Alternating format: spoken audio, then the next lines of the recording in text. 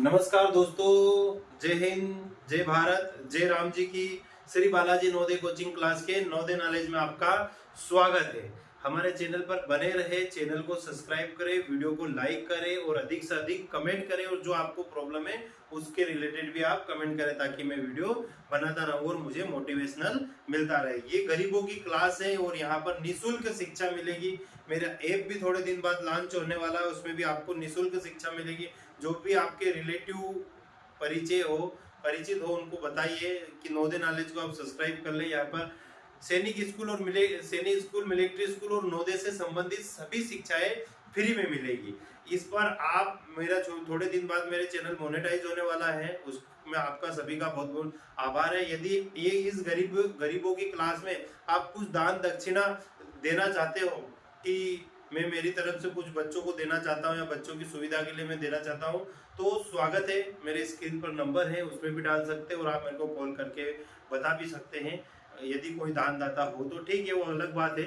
यदि आपका गौरवशाली पद रहेगा हमारे लिए। तो आज मैं एक छोटा सा टॉपिक लेकर आ रहा हूँ, जन्म प्रमाण पत्र। तो जन्म प्रमाण पत्र में बहुत सारे पेरेंट्स कंफ्यूजन है कि सर जन्म प्रमाण पत्र हमारा कहीं दूसरे जिले का है और हम कहीं दूसरे जिले में है।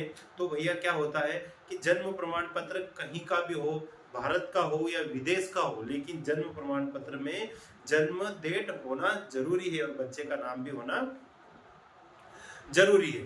अब जन्म प्रमाण पत्र की बात आती है तो जैसे कोई राजस्थान का रहने वाला है, अब राजस्थान में ससुराल है और उसका मायका मध्य प्रदेश में है, तो डिलीवरी के लिए भारत में है, भारत की संस्कृति में है कि डिलीवरी मायके में चली जाती है महिलाएं अधिकतर। आपको तो ऐसा तो नहीं कि मेरे को नवोदय विद्यालय में फॉर्म भराना तो उसी जिस जिले में मैं मेरा ससुराल है उसी जिले में मैं डिलीवरी कराऊं कि यार भैया इसी जिले का।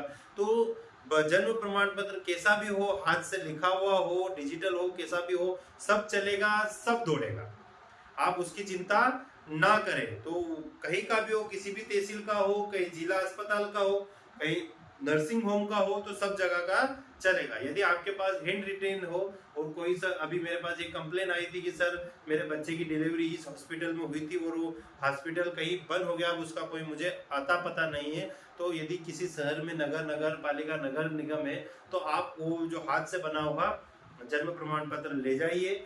उससे उसके रिगार्डिंग आपको नया वाला जन्म प्रमाण पत्र वो दे दिया जाएगा। तो आप जन्म प्रमाण पत्र को इशू ना बनाए। जन्म प्रमाण पत्र में कुछ मिस्टेक होगी नाम वगैरह में तो भी चल जाएगा। जैसे कोई सिंह लगा लेता है, पाल लगा लेता है, जैसे जसमत सिंह, जसमत पाल लगा लेता है, कहीं कहीं सिंह की जगह कुछ अपनी सरनेम लगा लेता है, तो वो भी चला जाएगा, चल जाएगा। कभी दिक्कत हो आपको तो 10-5 के स्टाम्प पर आप नोटरी कर सकते हैं। तो जन्म प्रमाण पत्र का इतना इशू ना बनाए। उसमें डेट ऑफ बर्थ सही रहनी चाहिए, नाम भी सही रहना चाहिए, गलत नाम नहीं। स्पेलिंग वगैरह में चलेगा। हिंदी में यदि आपका नाम गलत आ रहा है और इंग्लिश में सही है तो चलेगा। हिंदी में नाम सही आ रहा है और इंग्लिश में गलत रहेगा तो भी सही। जैसे मेरे गांव का नाम पिपलिया भचोड़ है, तो वो भचोड़ लेते ही नहीं, भड़ोच कर देता हमेशा। जन्म प्रमाण पत्र यदि बना ले जाते हैं तो भड़ोची कर ले, क्योंकि उनके सर्वर में ये दिक्कत है। उनकी जो प्रोग्रामिंग हुई है, उनके जो एप्लीकेशन है, जन्म जन्म मृत्यु वाली एप्लीकेशन है, उसमें दिक्कत है। वो घा को ढा बना रहा है, रा को घा बना रहा है।